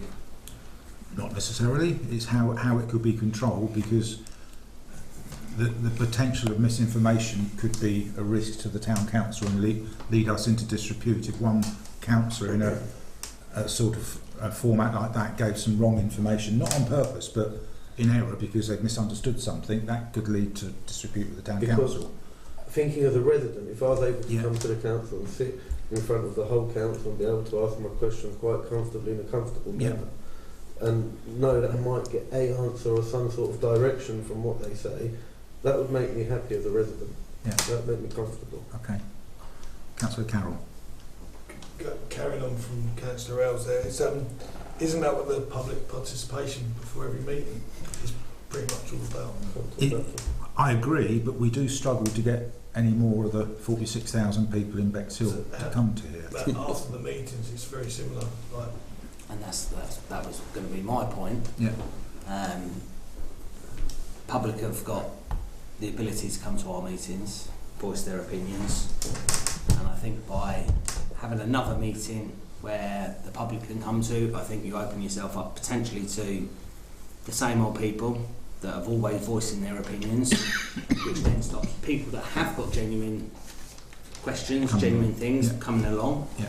And I think you end up having a meeting for the sake of a certain amount of people in this town that are very, very vocal on social media, etc., coming along, voicing their opinion and doing the usual, just trying to belittle everything that we try and do. Okay. Councillor Plym. Yeah, I think that the ability is there to just use the same format for in 6 months from the annual town meeting, have the same format and let that run and then see how that goes. I also think it should be this full council that makes that decision, because if it goes down to a committee, not all of us sit on that committee, and somebody that doesn't sit on that committee might object to the decision they've made, and then we go back to it again, and that goes back and forwards, as we've seen happen earlier on today. So I think what we should be doing is making the decision here. Okay. Councillor Drayson. Picking up a bit from Councillor Hunt, there is a danger also that we get to September and we've got to hold a meeting even though we've got nothing to talk about, but actually in October there's something really important coming up. And if you go back to North Eye, we were able to call a meeting to discuss a specific problem of North Eye. If we had a specific problem coming up in October, we could do a specific meeting. The trouble with putting it on a fixed agenda rota is we might not have anything to discuss. And I don't mean that the public haven't got anything, because it's always constant, but as was made, they could come here, they don't. And I will get to the annual meeting this year, but I don't know how many people turn up at that. Okay. Not very many unless they're getting in the wall. Yeah. Councillor Jackley. I think it would be great to have a second meeting in the second half of the year, and maybe we don't need to be any more precise than that at this point in time. At the RALC meeting, Lorna Ford, the Chief Executive of Rother, gave a short presentation about what devolution means, which I found very helpful. So I think at some point, if devolution is happening, it will be that some residents or stakeholders are interested in what it means, and we may also need to clarify what have the Town Council done and what might the Town Council do, because if there are discretionary services, the point of the meeting would be to find out which ones were more discretionary than others. Okay. I need to move this on. Councillor Byrne, it's your motion. I'd like to just sorry. I'd like to pick up a couple of points if I can, which is the reason I looked at the town forum type format. Well, I don't know how many of you remember the town forum or who attended. The agenda was largely set by the attendees. It wasn't. We had a fair amount of the usual suspects, but we also had quite a wide, a much wider remit or a much wider attendance. That was what I'm trying to aim for. If the engagement committee, with that in mind, would like to come up with a format or some more specific suggestions, but I do think we need to preserve the fact that the agenda will be set by the audience, and the panel hopefully will be people who are either able to reply from a position of fact, or will have the sense to say, I don't know, I'll get back to you. Yeah. So that's what I'm trying to achieve, and I'd be very happy for the engagement committee to look at that and maybe come up with a more specific detailed format for the meeting. And as I say, I take Councillor Plym's point entirely. We're both trying to achieve the same thing. It just we need to get around a table and see the best way of doing it. And I forgot Councillor Goss, my apologies, sir. Yeah, it was, well, I was going to, one thing, agree with what Councillor Jacklin said about the devolution thing is going to need to involve the public and so they understand what's going on, so we understand it anyway. And the other, do we have the publicity person in the staff yet? Because these things need a lot more publicity. There is always Yeah. complaints that, oh, I didn't know it was going on, Yeah. and nobody turns up to the town meeting as last year. At the moment, no, but it's one of the things that is high on the list of our clerk to progress. Because something was in hand. No, because there's been absences and virtually all of our clerk's time has been doing preparation for meetings, etc. So time has been limited. So I think things like the town meeting in March should be going on the notice boards now and publicised somewhere. So we have a motion proposed and seconded to, in effect, have 2 meetings a year, one of which we already have, so to have a second one, as amended by Councillor Plim. That's what I was trying to seek clarification for. Yeah. Because I thought I amended it and Councillor Byrne accepted the amendment. Yeah, you've accepted the amendment. So the motion is to have 2 meetings a year, open to the public, one being the parish meeting, which is a statutory meeting we have to hold, and the second one sometime in September. 6 months after the statutory 6 months, so the end of September. Might drift into October depending on timings, etc. and availability, based around similar to an open house, but how that could work, the engagement committee could do some work on that. Is that what we're voting on? I'm happy with that. A show So of hands. that's what I'd like to propose. Can I ask our clerk whether she's got that? Yeah, I've just put that it was reserved to plan a meeting in September based around the annual town meeting format. The engagement and communications committee will finalise the event. Yes. Yeah. Yep. Okay. All those in favour, please show raise of hand. All those against? Any abstentions? That's carried. Okay. Item 15B. Councillor Jacqueline. Yeah. Over to you. This is all related to devolution and stuff, I think.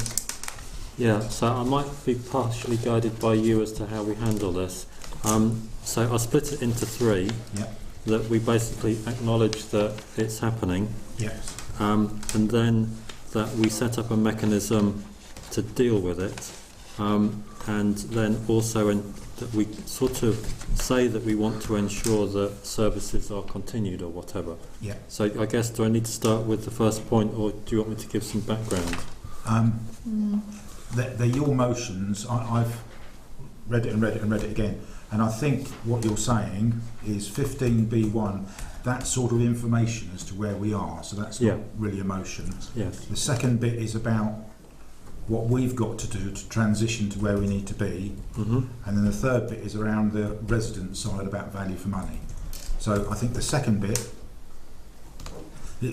somehow there's a motion there to say we need to prepare for the future.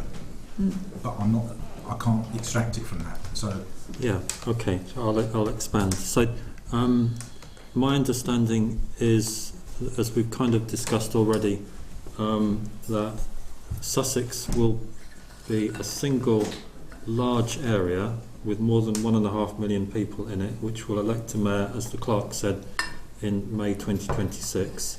The mayor can appoint commissioners.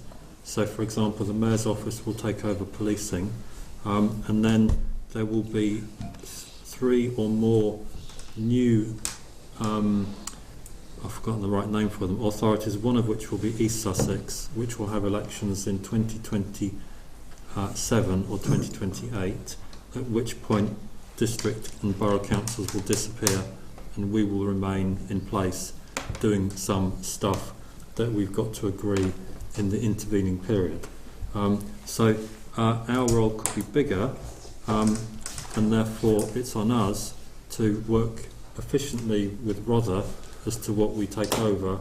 Whether there's anything from county or not, I don't know, but we've kind of got to acknowledge it, which is point 1, say that we will have a means for working with Rother, and in her presentation at RALC, Lorna Ford basically said that she wanted to have more dialogue with the parishes and towns during this period, to work together with maybe more frequent RALC meetings. So I think we just need an appropriate mechanism, and then we've got to manage what's done and what gets spent effectively.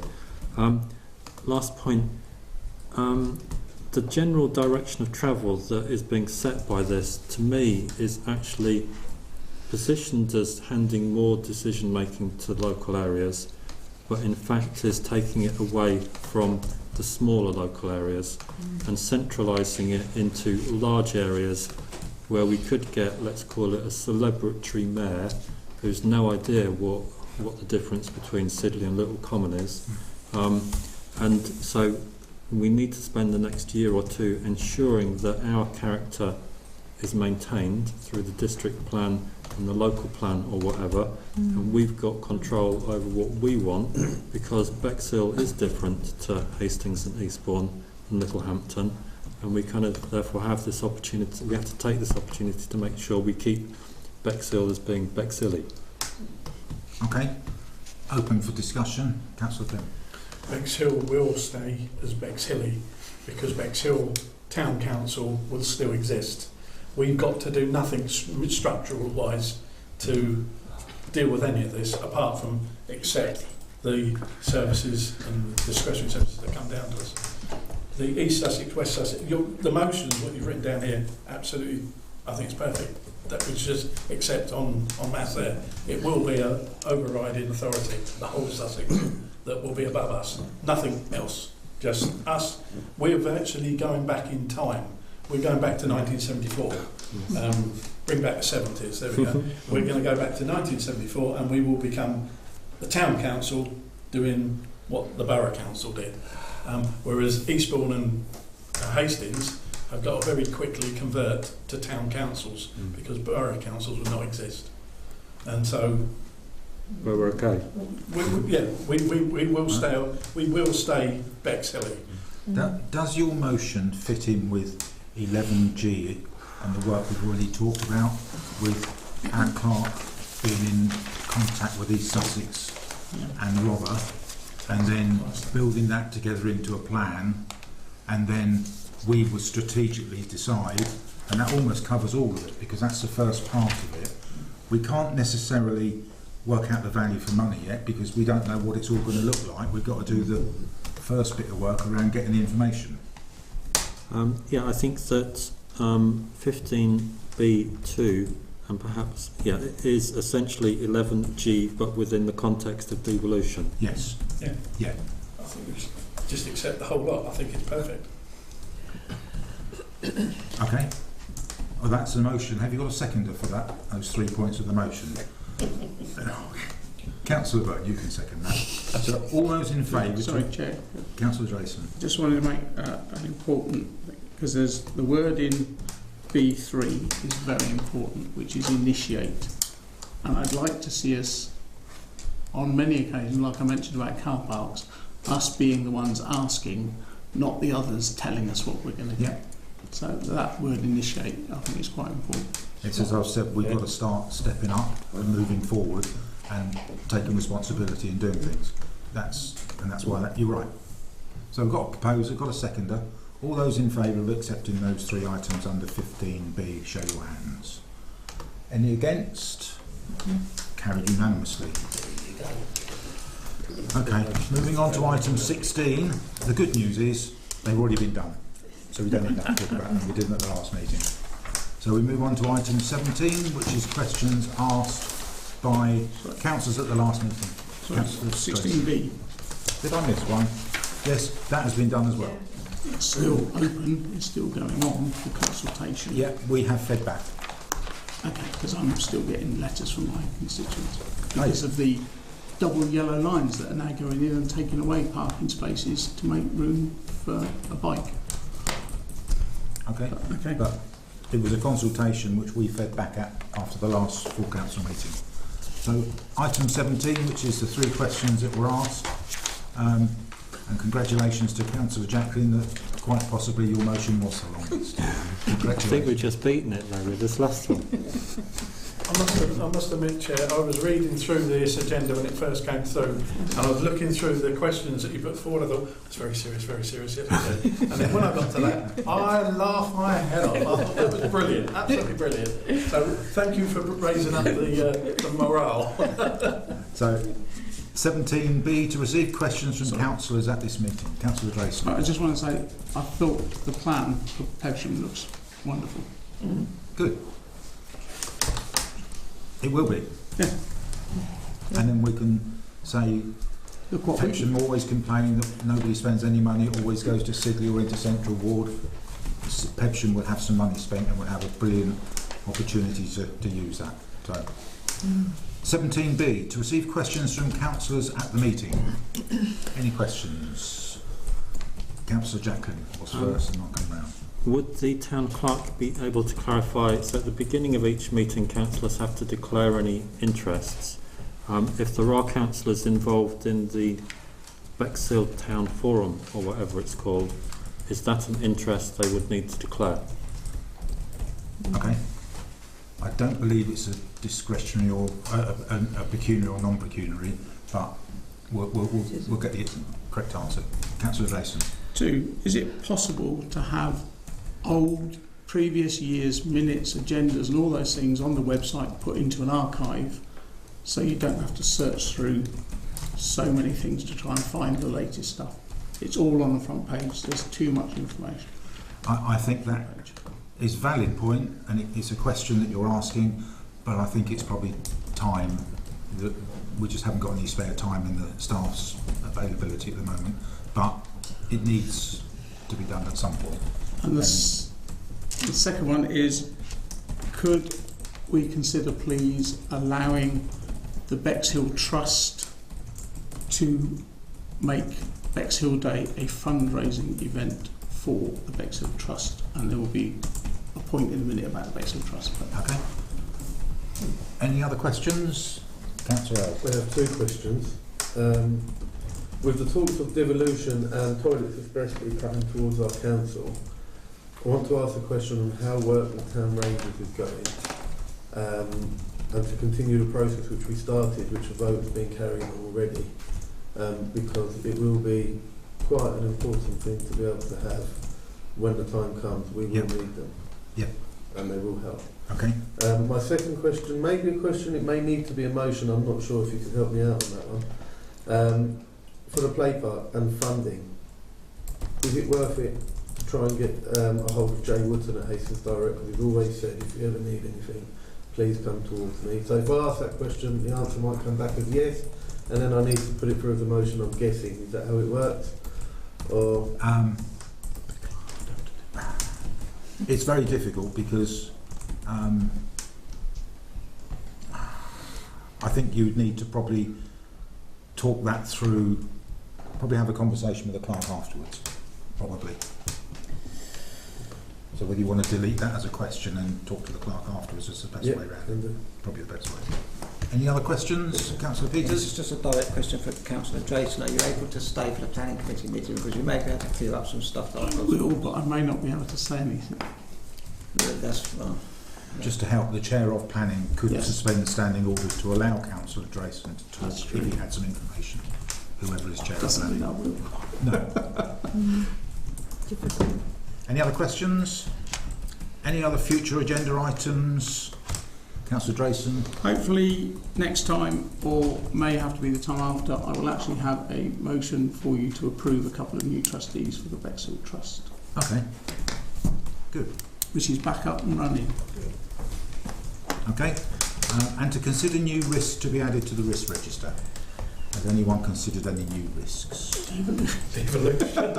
So I think that has been added from the finance meeting. So that is now a risk because we don't know where it's going. And I suppose, having listened to what the member of the public said earlier, we ought to put a risk as health and safety for any potential toilets we should open. They should be reviewed, and that currently should be on our risk register. So unless there's anything else, I'm going to close this meeting to the public at 7:45. Thank you.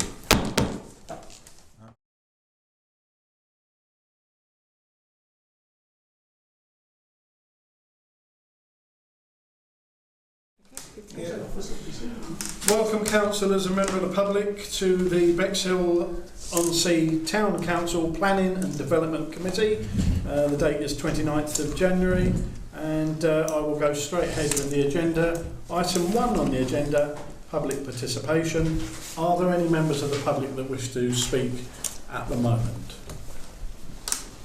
No, in which case I will move on to item 2, to receive apologies for absence. I believe there is one apology being sent to us, Councillor Winter, and he's got a prior engagement.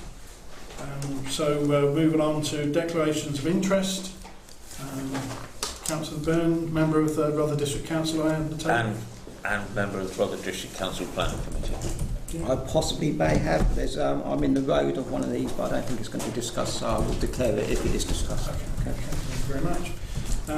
Chairman's announcements. I have no announcements to make, so we move on to the minutes of Wednesday the 15th of January. Does everybody agree that they are correct account of that meeting, and am I okay to sign them off? Yeah. Yeah. Okay, thank you very much.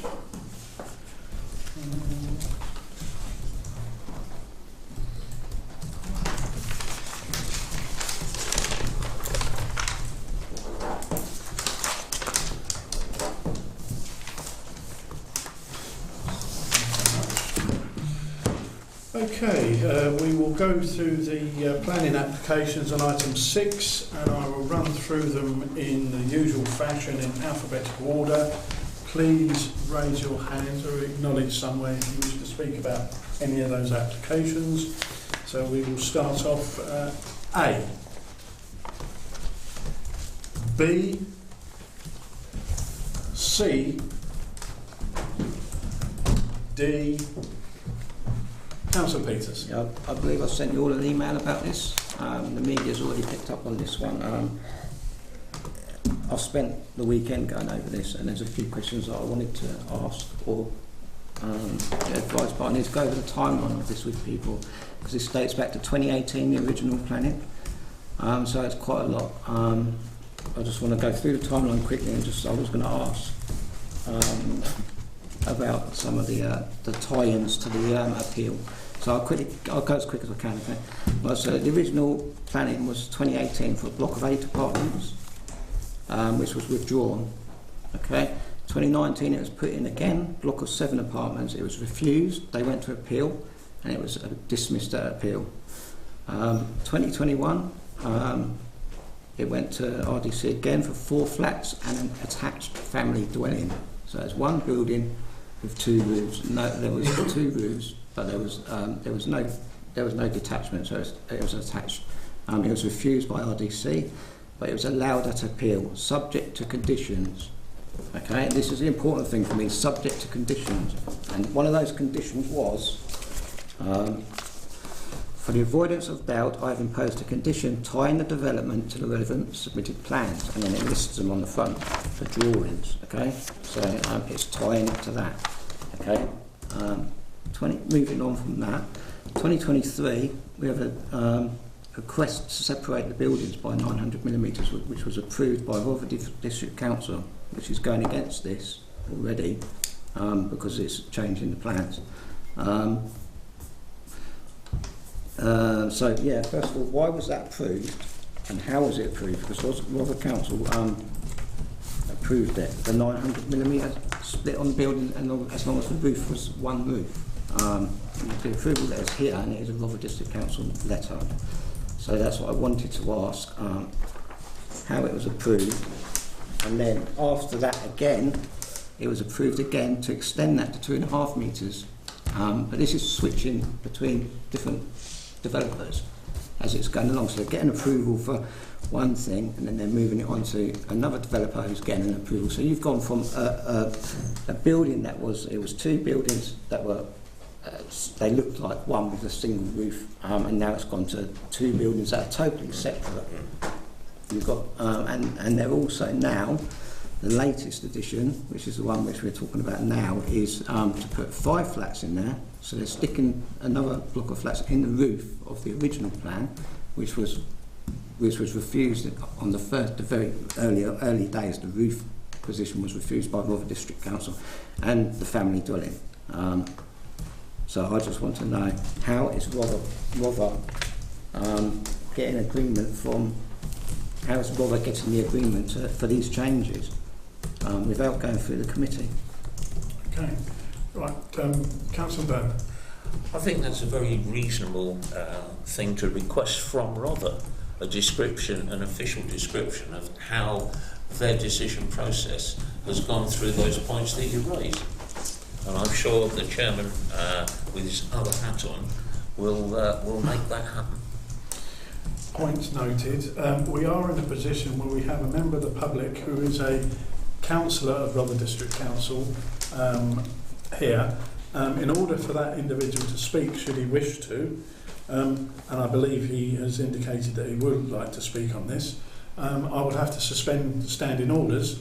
Have I got your agreement to suspend that standing orders? Yeah. All standing orders suspended.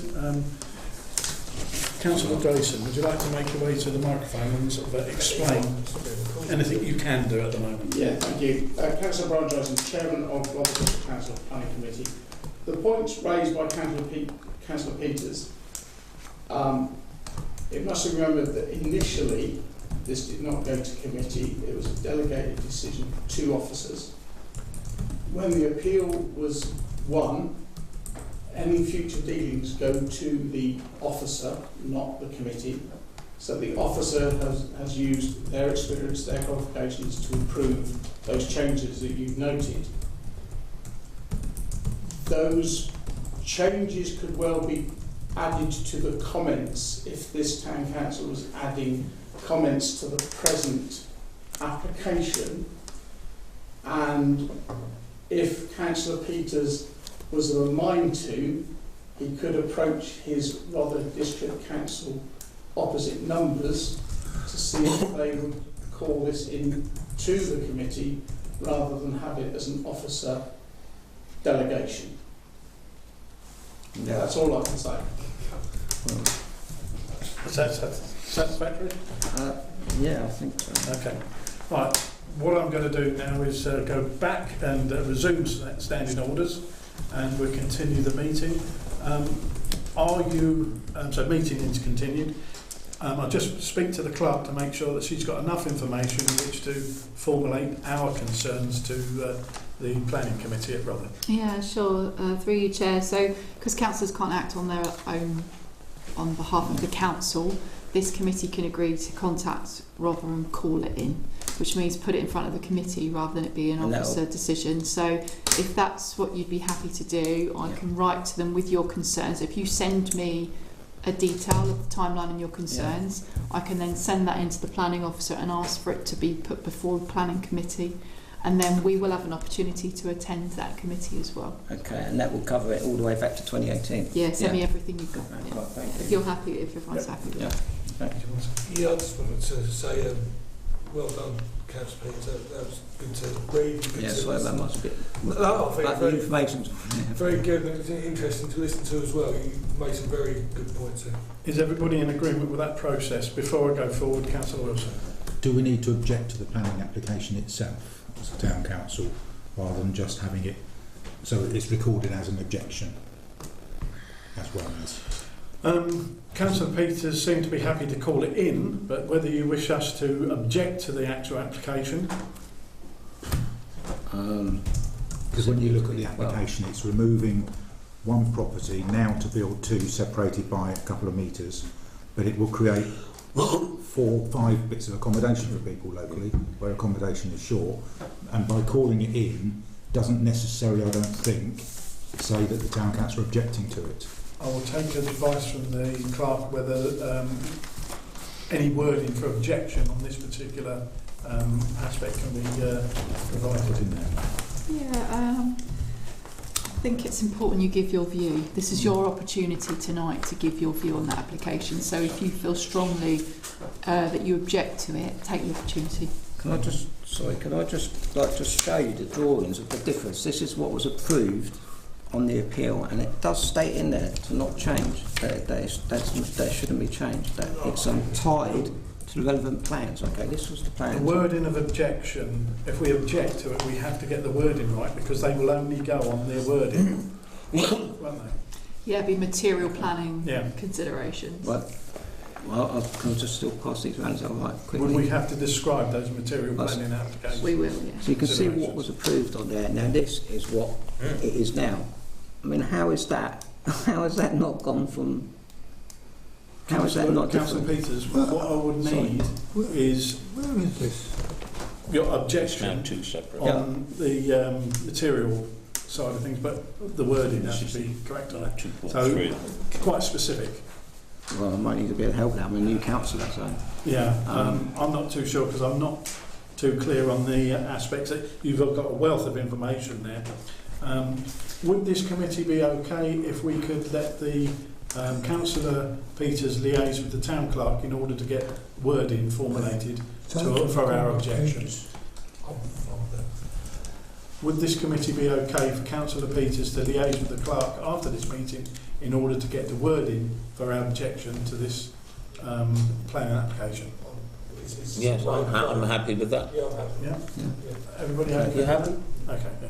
Right. Thank you. Is that okay for you? If that's done? As long as you're all in agreement to object. We're all in Yeah. agreement to object. Yeah. I think what we're objecting to is the process and the fact that a deviation from the drawing seems to have been allowed almost on the nod. I personally am not would not object to that sort of development in that particular place. So I think you should be very specific. About this particular case. Yeah, I think we would be very. I support an objection to the process and the way that the decision has been presented. If I was then asked if it was represented correctly, would I object? The answer is no. Well, what we've got to decide is whether we agree or object to, or wish to voice our objection to this actual application. I'm talking about the grounds. I'm talking about the application.